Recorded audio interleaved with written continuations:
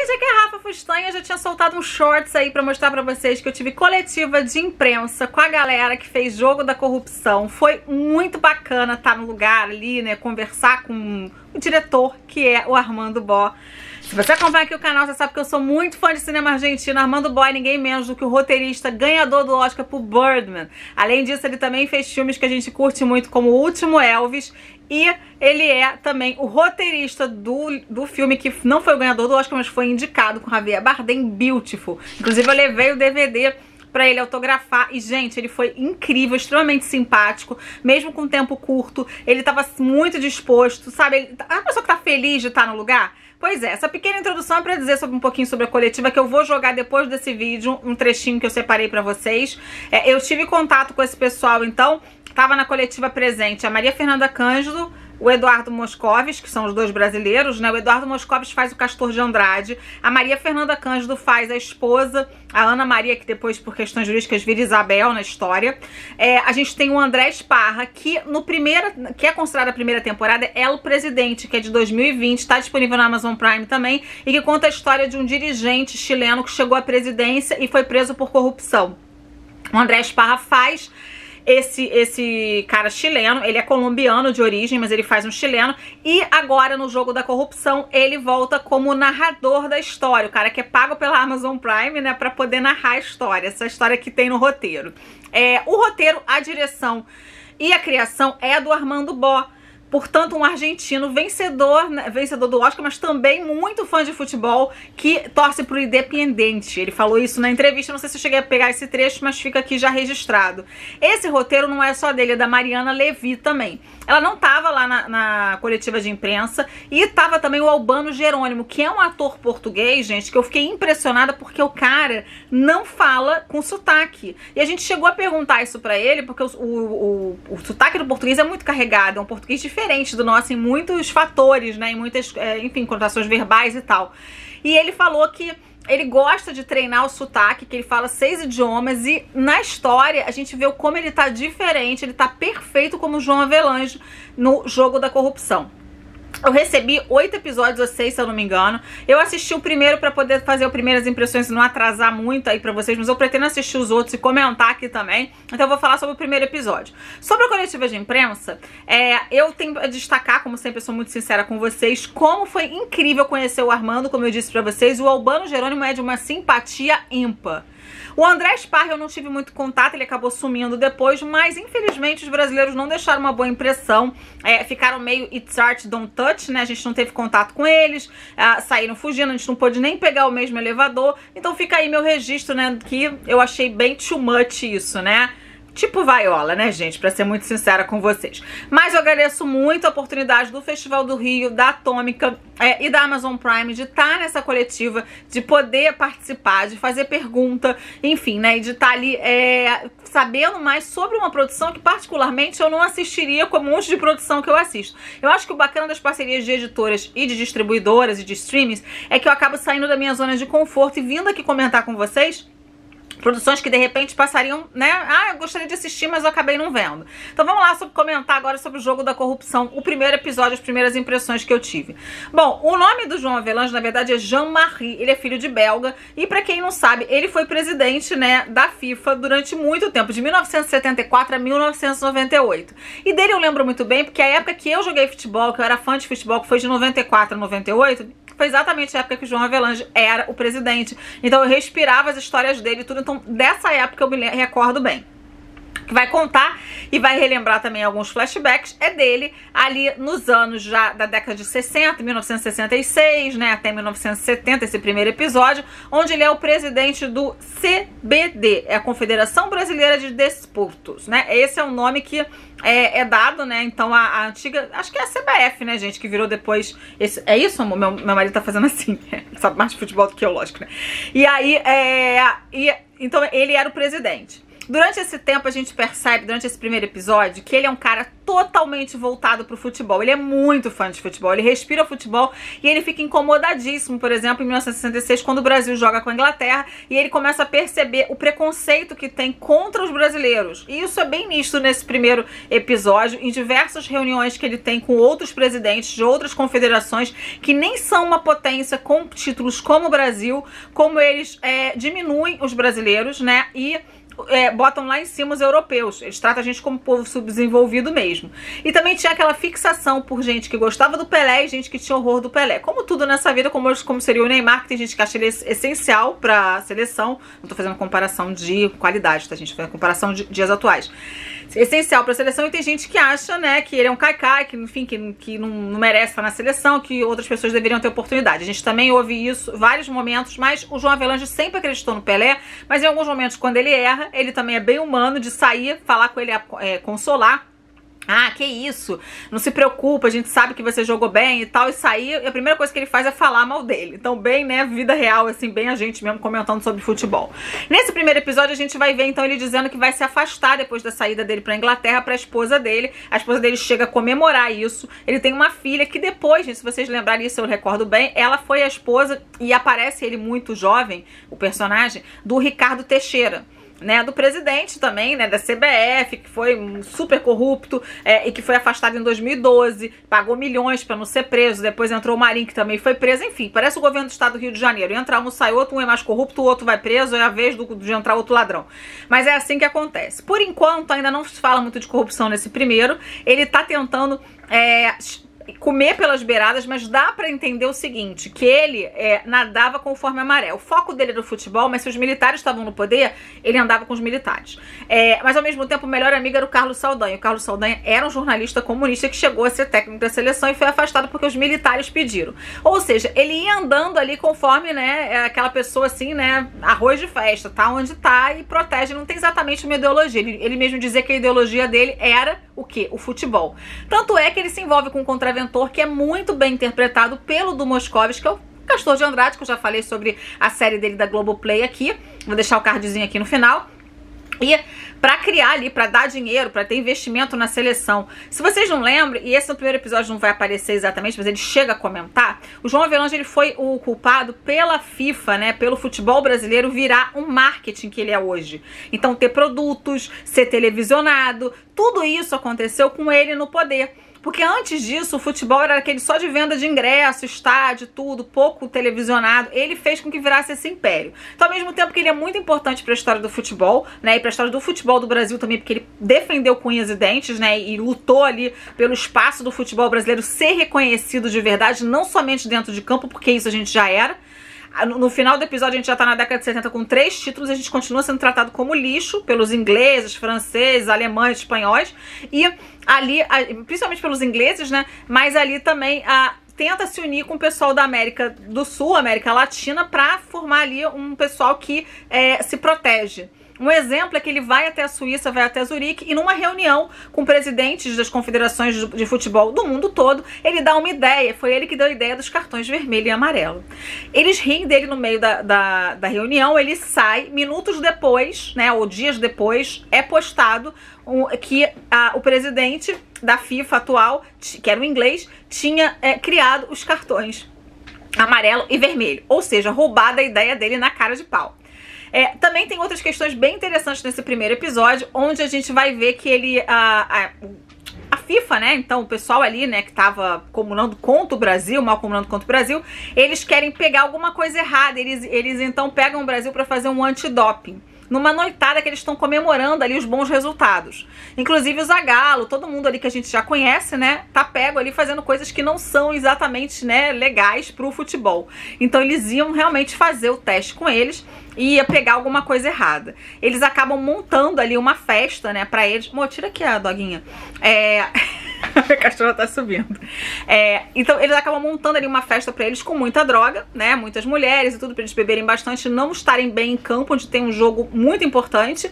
Mas ele acaba invadindo aquela festa, acabando com isso e separando as pessoas que utilizaram droga. Inclusive um deles é mandado de volta pro Brasil e ele até ri da cara dos dirigentes que tentaram destruir o futebol. Ou seja, ao mesmo tempo que ele foi um cara que não foi muito bacana em diversos momentos, ele também tem a parcela dele de culpa, né? Uma culpa boa do futebol brasileiro ter sido reconhecido e, inclusive, ter virado essa grande potência que virou. Logo no início, né? O Albano, ele faz, gente, o episódio que eu assisti é em 3 idiomas. Em português, ele não tem sotaque nenhum, vocês vão ver. Em espanhol e em inglês, e era sem legenda. Então, assim, graças a Deus que eram os 3. Não peguei ainda nenhum episódio em parte em francês, que eu não vou entender mesmo. Mas ele começa já com 100 anos, na festa dele de 100 anos. Ele morreu em 2016, ele nasceu em 1916. E a festa dele, ninguém vai. Então ele chega na festa, tá tudo arrumado, tudo muito chique, mas ninguém foi. Então assim, também deixando a entender que ele vai ser abandonado após tantos escândalos. Bom, acho que eu falei sobre tudo, né, que eu podia ter falado. A gente tem o Nelson Freire maravilhoso fazendo o papel dos ditadores que são presidentes do Brasil. Então tem o Castelo Branco, que não gostava do Pelé, tem o Médici, que gostava. Acho que eu conversei... ele vai visitar o Castor de Andrade em Ilha Grande pra poder fazer ali o negócio que ele quer fazer. O Castor de Andrade era um bicheiro muito respeitado e que andava ali por todos os lugares como se não fosse um contraventor, como se fosse uma pessoa super boa que todo mundo amava. Isso eu já tinha comentado também. A esposa dele, muito católica, também tem uma cena muito bacana. O primeiro episódio eu amei, onde ela faz sexo com o marido dela ali ao céu aberto, ela bebeu muito e tal, e depois ela vai na igreja se confessar dizendo que ela pecou muito. O padre perguntou, mas com quem que você dormiu? Ela falou, com o meu marido. Mas então, você tem que atender as vontades do seu marido. Ele falou, não, mas as vontades do meu marido, não sei se era vontade dele ou se era vontade do demônio. Então, assim, tem umas cenas mostrando, assim, como a esposa dele também era muito ligada em religião e na família, e ele tava sempre prometendo fazer uma viagem com ela e se aposentar, mas a paixão pelo português, a paixão pelo futebol brasileiro era sempre muito mais forte. Ele chegou a competir também, gente, nas Olimpíadas de 1936 como atleta de natação, na época que Hitler, né, tava lá. Então também mostra, né, em flashbacks e tudo, também a paixão que ele tinha. E quando a filha dele ganha uma medalha anos depois como melhor, né, estudante de matemática, ele fala, mas você devia fazer algum esporte. Ele acabou indo pra natação, mas a paixão dele mesmo era o futebol, isso ele deixou claro durante a vida dele toda. Bom, acho que é só tudo isso, né, que eu comentei com vocês. Espero que vocês tenham gostado e... Bom, uma nota excelente para esse primeiro episódio. Vou assistir o restante, vou comentar com vocês. Não esquece de deixar o seu like. E agora vocês vão ficar com a coletiva aí do pessoal comentando um pouquinho sobre essa série maravilhosa que estreia dia 4 de novembro. Então, ano de Copa do Mundo. Um cara que mudou, né, pro bem e pro mal, algumas coisas do futebol, né, mundial, mas também do futebol brasileiro, muito do futebol brasileiro, um grande nome. É sobre isso que conta o Jogo da Corrupção. Eu vou ficando por aqui. Um beijo grande. Até o próximo vídeo, pessoal. Tchau, tchau. Buenas. Hola. Hola. ¿Cómo andan? No. Aquí. Andrés. ¿La última? María. Se beija por tudo.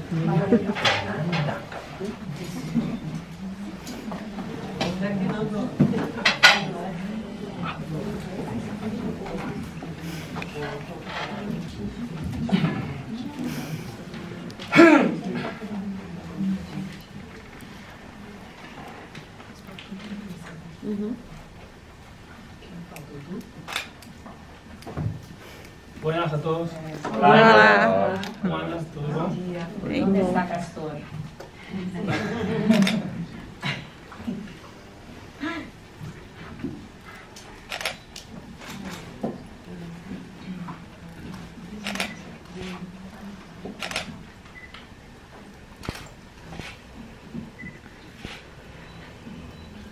Okay, thank you.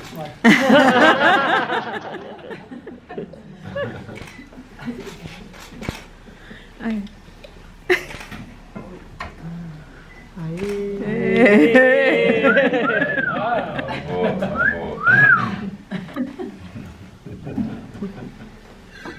Gente, bom dia a todos os jornalistas presentes aqui, bom dia à equipe do Jogo da Corrupção. A gente vai iniciar então a coletiva dessa nova temporada da série O Presidente, que se chama Jogo da Corrupção. Tem uma exibição especial hoje dentro da programação do Festival do Rio e entra no Prime Video no dia 4 de novembro em 240 países. A gente tem aqui para a nossa conversa André Parras, ator colombiano, Maria Fernanda Cândido, atriz brasileira, Albano Jerônimo, ator português, Armando Bo, criador, diretor, criador da série, diretor, produtor executivo, roteirista, argentino, Dumas Cobes, e Malu Miranda, que é a head de conteúdo original brasileiro do Amazon Studios. Então, eu vou iniciar com uma pergunta e depois vocês fiquem à vontade, tem as meninas com os microfones, vocês, cada um, enfim, pede para a pergunta, por favor se identifiquem e digam o veículo de vocês, tá bom? A gente deve... Só para falar uma coisinha, Andrés e Armando, la traducción está sí. Ah, para português? Não entendi nada do que eu falei. Pode falar português? Eu vou tentar de aprender. Mi traductor Albano. Então... My translator, man. Should be, man. Isso está bom? Armando, eu gostaria de começar então com uma pergunta para você, que você me contasse um pouco. A primeira temporada de El Presidente fala ali da corrupção na FIFA em 2015, tem a história concentrada no personagem do Sérgio Hadouy, e agora na segunda temporada essa história se transfere para a trajetória do João Avelange. Eu gostaria que você me falasse um pouco desse arco, né, da passagem da primeira temporada para a segunda temporada. Bueno, buenos días a todos. Bueno, la verdad es que la primera temporada creo que era acerca del escándalo del FIFA Gate, acerca de la corrupción en el fútbol, acerca de la improvisación detrás de ese gran negocio, ¿no? de esos personajes que en algún punto estaban extremadamente corrompidos. Es un mundo totalmente capitalista y donde ya nada funciona, y obviamente bueno, estaba el personaje que interpretó magistralmente Andrés, que bueno, en algún punto era como un antihéroe, era como un personaje que creo que era una tragedia y o sea, estaba logrando todo lo que soñó en su vida y al mismo tiempo todo estaba explotando al mismo tiempo. Y bueno, en algún punto cuando surgió la idea de hacer la segunda temporada enfocada contando la historia de Joao Avelange, fue como un momento bastante conflictivo para mí como creador, porque en algún punto Joao Avelange se había encargado de haber hecho un marketing casi perfecto de su vida, que cuando empecé a buscar y a encontrar, no encontraba nunca que haya perdido ninguna batalla, nunca tuvo una pelea con su familia, nunca, o sea, había muy poca información. Y bueno, entonces decía, bueno, ¿quién cuenta esta historia? ¿Cómo puedo entrar de alguna manera en esta historia para entender un poco más el personaje? Y bueno, ahí apareció la idea de por qué no Hadouy, que era el protagonista, el corrupto de la temporada 1, ¿qué pasaría si él podría contar desde el punto de vista de la corrupción la historia de cómo empezó la corrupción en algún punto, ¿no? Y ahí empezamos un poco a hablar de Joao Avelange y de cómo él transformó de alguna manera ese deporte, un deporte amateur, ¿no? O sea, en una máquina de hacer dinero, ¿no? Y creo que en algún punto es algo súper interesante. Yo creo que estoy muy orgulloso de la temporada nueva porque creo que es una temporada mucho más profunda, mucho más interesante, porque habla mucho, ya no es acerca de un negocio, sino habla acerca de cómo la corrupción, el dinero, todo lo puede corromper, ¿no? Y vamos a ver la transición de alguna manera de cómo un hombre aprende a manejar con la política y aprende a usar de alguna manera la política para meterse en el mundo del fútbol y empezar a corromperlo, y empezar a utilizar en alguna manera el marketing para explotar algo que es la pasión de multitudes, ¿no? Y creo que eso es muy interesante para bueno, hoy que ustedes aquí en Brasil están con toda esta situación, digamos, sobre la elección, creo que estamos viendo la explosión de lo que en algún punto fue pasando en este siglo, ¿no? De cómo el marketing de alguna manera fue tomando control de todo y cómo en algún punto estamos viendo cómo las elecciones se deciden de alguna manera, ¿no? O sea, si uno hace marketing puede manipular de alguna manera a las masas, ¿no?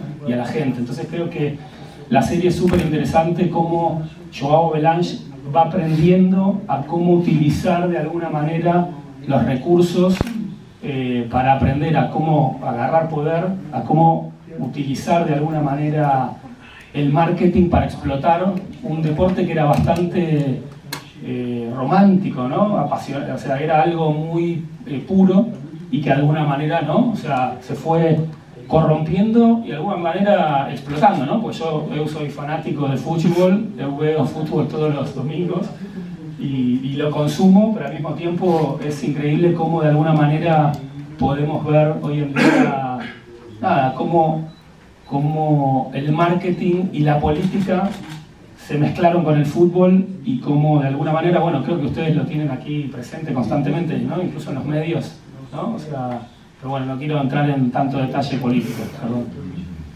Muito obrigada. Quem gostaria de fazer uma pergunta? Sim. Oi, bom dia. Sou Juliana, do Coxinha Nerd. E minha pergunta é para todo mundo. Desculpa estar falando em português hoje. Eu queria saber de vocês, qual é a relação de vocês com o futebol, se vocês são realmente apaixonados por futebol e se vocês já tinham algum tipo de conhecimento acerca do que é abordado na série. Obrigada. Bom, Armando já disse, só não declarou o time. No funcionó a traducir, así que eu comprendí un 50%. Mas está bem, não? Disse que já ha terminado, pero não ha dito que time torce. Eu sou hincha de Lionel Messi y de Maradona, melhor jugador. No, soy hincha de Independiente, pero estamos en un momento muy negativo y bueno, de Argentina ahora en un mes cuando empecé el Mundial. No, hoy quería decir una cosa más acerca del fútbol, que es increíble que en algún punto estemos haciendo a serie de cómo explotó el FIFA Gate de la Copa del Mundo de Qatar y cómo en algún punto estamos, ¿no? O sea, cuando se cerró, falló ese negocio y cuando hace casi ya 8 años y cómo ahora estamos llegando a esa copa y nada pasó, ¿no? Toda la máquina sigue funcionando. Eu penso que não é a melhor maneira de chegar hablando como Maradona es mejor. Sí. Bueno, no empecemos a exponer nuestros problemas internos acá delante de toda a gente. Bom, fiquem à vontade, quem quer responder primeiro? Só para complementar essa questão aí, o Avelange falava uma coisa que futebol é futebol, política é política. Nessa série a gente pode ver que futebol é política e política é futebol. É um pouco isso. Eu pessoalmente, eu já conhecia o FIFA Gate, o João Avelange, né, 23 anos na FIFA, é muito tempo. Né? Mas na verdade eu sou adepto do futebol feminino. Acho que a verdade do esporte se vive ainda aí, não está tão pejado ou corrompido, se você quiser, pela parte mais econômica do esporte. Obrigada. Andrés, Maria Fernanda, Edu, Malu. Eu não tinha esse conhecimento todo, por exemplo, como Albano, conhecia bem menos, e o mundo do futebol não era algo tão próximo, ele não faz parte do meu dia a dia, da minha vida. E inclusive quando eu me aproximei desse projeto, eu fiquei um pouco reticente, eu falei, nossa, mas é um universo que eu não conheço, que não faz parte do meu dia a dia, será que eu vou poder contribuir e tal? E aí, para minha surpresa, eu pude ver que os personagens são todos muito aprofundados. Então, por exemplo, se a pessoa, de repente, não é uma grande interessada, uma grande fã do futebol, eu acho que isso não é um impedimento para ela assistir essa série e possivelmente gostar muito. Por quê? Porque as histórias dos personagens são realmente muito desenvolvidas. Netflix e tem muita profundidade. Então, eu quando conheci a personagem, realmente me encantei, me apaixonei, fiquei doida para fazer o trabalho e, enfim, assim aconteceu comigo. Du, Andrés. Hola, buenos días a todos. Un gusto que estén aquí. Un placer estar aquí con você. No, yo tampoco. Pues obviamente el fútbol es algo que está todo el día ahí. Mis hermanos eran enfermos por el fútbol. Entonces yo quedé de fútbol hasta acá. Un niño muy torpe para jugar fútbol. Gordo, torpe, no podía. Entonces también como que el fútbol lo saqué un poco de mi vida y veo el mundial normal. Pero por ejemplo no tengo un equipo. No, yo por el que gane el mundial, ese es mi equipo. Sí, no. Y frente a la FIFA y el escándalo y la corrupción y todo esto tampoco. Fue una gran sorpresa. Había una parte de mí que lo sospechaba, pero no de la magnitud, ¿no? Creo que es mucho más grande de lo que uno se lo imagina. A mí me sorprendió mucho.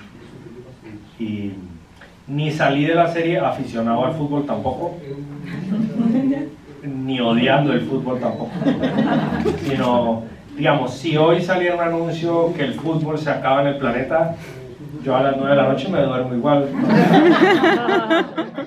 No pasa nada. Bom dia. Eu, desde que eu me lembro assim de vida, eu sou envolvido com futebol. Sempre joguei bola, joguei no Flamengo durante 4 anos, joguei futebol de praia aqui. Sempre que eu passo aqui pela praia de Copacabana, eu lembro dos anos que eu joguei aqui, onde nostalgicamente a gente tinha os campeonatos cariocas de futebol de areia. Eu tenho uma relação com o meu time de pequeno, sempre vou ao estádio, acompanho, mas eu gosto de acompanhar outros jogos que não sejam do meu time também. Quando eu vejo um jogo bonito, o jogo de Copa do Mundo, por exemplo, é um momento em que eu me vejo parado assistindo, sei lá, Marrocos e Egito, sei lá, Marrocos e Bolívia, qualquer tipo de jogo assim, onde envolve ainda um nível de patriotismo, né, e de inter-relações entre as nações. Assim, eu lembro muito do momento em que a Inglaterra foi jogar contra a Argentina, depois da guerra lá das Maldivas. Malvinas, né? Malvinas. E aí eu acho, assim, eu sempre faço várias analogias da vida com um time de futebol e com um elenco, normalmente o elenco de teatro ou de uma série mais longa como a nossa, onde cada um tem a sua responsabilidade, cada um em algum momento é um Maradona, ou é quando a gente sabe que existe um Maradona no nosso elenco ou na nossa vida, onde você tem que ter um capitão para colocar a ordem, onde todo mundo joga junto, né? Então eu acho que o futebol para mim é muito importante. Assim, eu passo isso para meus filhos, tenho 3 filhas meninas que vão ao Maracanã comigo, eu tenho um filho menino agora que joga bola também, que vai ao Maracanã, que perdeu a final no ano passado da Libertadores, quando eu fui assistir no Uruguai com ele, fui conversando sobre isso com ele. Eu acho que o futebol ensina muito, né, eu acho que a gente hoje está muito desacostumado, as novas gerações, então, principalmente a lidar com as frustrações, com os insucessos, né? Mas eu acho que, pegando o gancho da Maria, eu acho que a série, a gente falava muito sobre isso, né, quando a gente estava fazendo, que a série tem uma cara sobre o futebol, mas a gente fala muito sobre a personalidade obstinada dessa figura, né, do Avelange, que coincidentemente é brasileiro, ou não, né?